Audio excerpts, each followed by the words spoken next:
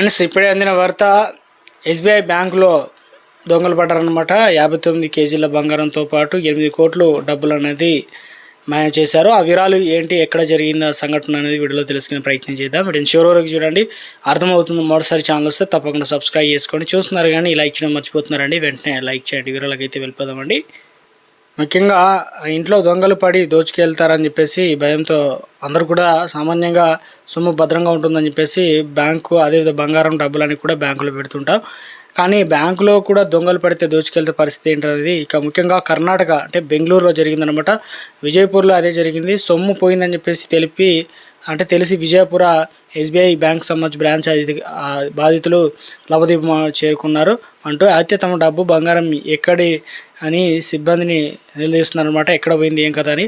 So ఈ ఘటన ఏంటంటే ఎస్బీఐ బ్యాంకులో దొంగలు పడ్డారనమాట. భారీ మొత్తంలో డబ్బు బంగారంతో పాటు ఉడాయించారనమాట. కర్ణాటకలోని విజయపుర ఎస్బీఐ బ్యాంకు బ్రాంచ్లో ఈ భారీ దోపిడీ అయితే జరిగింది.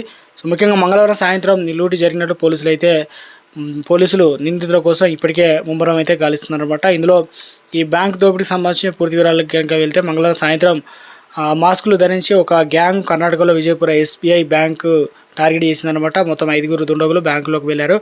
డోర్లు క్లోజ్ చేశారనమాట. నాటు తుపాకులతో బెదిరించి బ్యాంకు బ్రాంచ్ మేనేజర్తో సహా క్యాష్ సిబ్బంది ఇలా మొత్తాన్ని కూడా తాళతో కట్టేశారనమాట. కాల్ చేస్తామని బెదిరించి బంగారం డబ్బులు కూడా ఎక్కడ ఉందో తెలుసుకొని బంగారం చోరీ చేశారు. సాయంత్రం సమయం కావడంతో బ్యాంకులో కస్టమర్లు కూడా అంతగా పెద్దగా లేరనమాట.